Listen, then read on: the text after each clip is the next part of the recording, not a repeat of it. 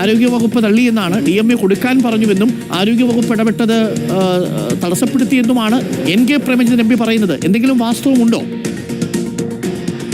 കൊല്ലം MP-യെ സംബന്ധിച്ചിടത്തോളം MP പറയുന്ന കാര്യങ്ങൾ ഒക്കെ അതിനകത്ത് കാപ്പട്യമുണ്ട് എന്നുള്ളത് പുറത്തു വന്നപ്പോഴാണ് അദ്ദേഹം ഇങ്ങനെ ഓരോ കാര്യങ്ങൾ പറയുന്നത്. ഞാൻ നേരത്തെ ഇന്നലെ കഴിഞ്ഞ ദിവസം ചോദിച്ച ജൂൺ മാസത്തിൽ തീരുമാനം എടുത്തിട്ട് 6 മാസം വൈകി ഒരു അപേക്ഷ ജനുവരിയിൽ നൽകിയത് എന്തുകൊണ്ട്, എന്തിന് വൈകിപ്പിച്ചതാണെന്ന് തന്നെ ഞാൻ വിശ്വസിക്കുന്നു. ഇപ്പോൾ ഒന്നാമത്തെ ഇവിടുത്തെ ഇന്നിപ്പോ പറഞ്ഞ കാര്യത്തിൽ ഒന്നാമത്തെ കാര്യം പറയാനുള്ളത്, ഗവൺമെന്റിൽ നിന്ന് കൊടുത്തിരിക്കുന്ന കത്തിന്റെ അവസാന ഭാഗം റിജക്ട് ചെയ്തു എന്ന് പറഞ്ഞത് തെറ്റായിട്ടുള്ള കാര്യമാണ്.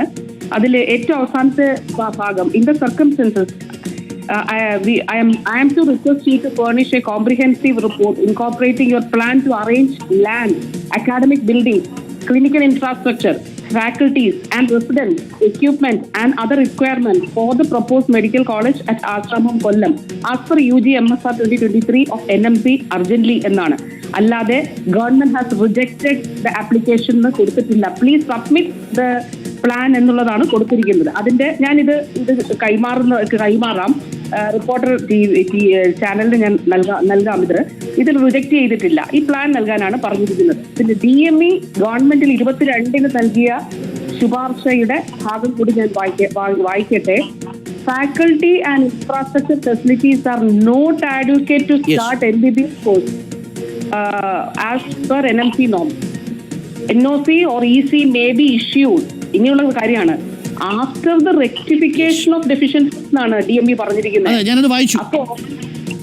അപ്പോ അടുത്തൊരു കാര്യം കൂടിയുണ്ട്. നാഷണൽ മെഡിക്കൽ കമ്മീഷൻ ഒരു കണ്ടീഷണൽ EC പറയുന്നില്ല, കണ്ടീഷണൽ എസൻഷ്യാലിറ്റി സർട്ടിഫിക്കറ്റ് പറയുന്നില്ല.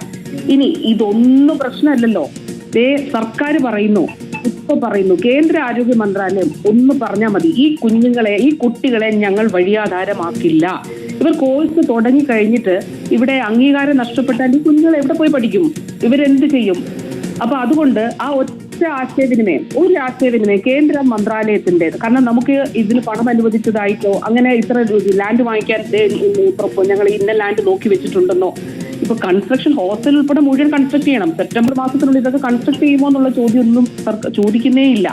ഒരു പ്ലാൻ നൽകാൻ മാത്രമേ പറഞ്ഞുള്ളൂ. ഇനി പ്ലാനും വേണ്ട, കേന്ദ്ര ആരോഗ്യ മന്ത്രാലയം ഒരു ഉറപ്പ് നൽകുക. ഈ MP അതിന് സമ്മർദ്ദം ചെലുത്തണം. പക്ഷെ ഇനിയിപ്പോ അത് നടക്കില്ലല്ലോ. കാര്യം 3-ാം തീയതി അവധി കഴിഞ്ഞു പോയില്ലേ, ആ വിൻഡോ കഴിഞ്ഞില്ലേ? അതായിരുന്നു അവരുടെ ആവശ്യം.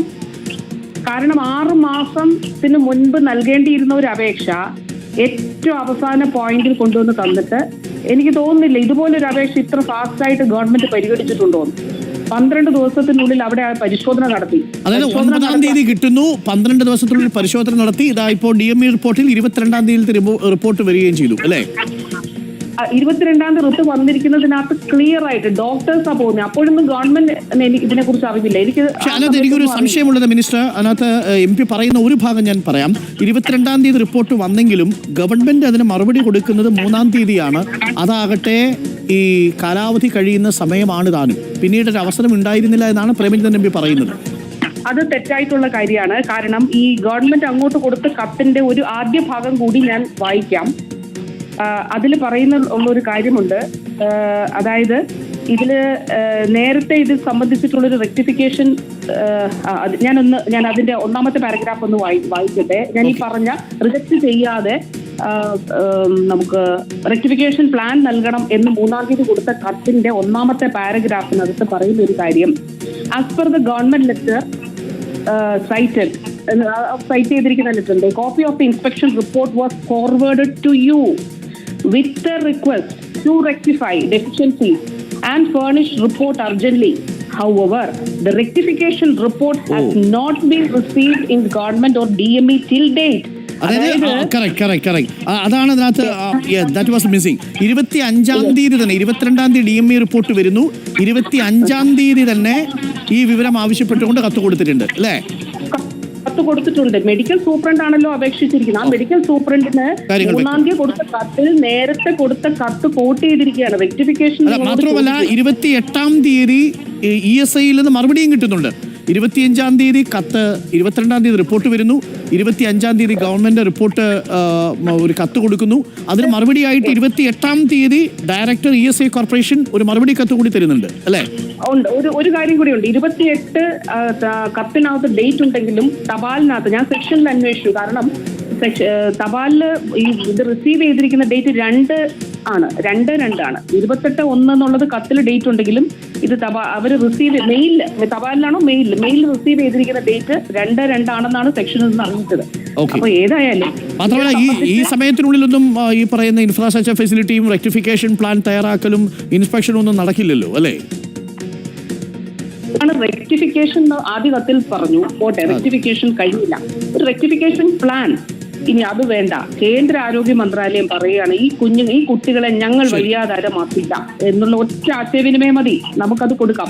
അപ്പോൾ ഈ അവസാന സമയത്ത് തന്നു എന്നുള്ളത് മാത്രമല്ല, അപ്പൊ കേന്ദ്രത്തിൻ്റെതല്ലേ നാഷണൽ മെഡിക്കൽ കമ്മീഷനും ബാക്കിയെല്ലാം. അപ്പൊ അതുകൊണ്ട് ഈ ESIയുടെ ഒരു പ്രത്യേകമായിട്ട് പരിഗണിക്കണമെന്ന് പറയാമല്ലോ. ഇതേ കാര്യം എന്തുകൊണ്ടാണ് അവിടെ പറയാത്തത്? ഓക്കെ ശരിയാണ്. Thank you minister, thank you. അതിനകത്ത് വ്യക്തത വരുത്തിയതിന് ഗവൺമെന്റ് വിട്ടിയിട്ടില്ല എന്നുള്ള കാര്യമാണ് ഇപ്പോൾ ആരോഗ്യവകുപ്പ് മന്ത്രി വിശദീകരിക്കുന്നത്.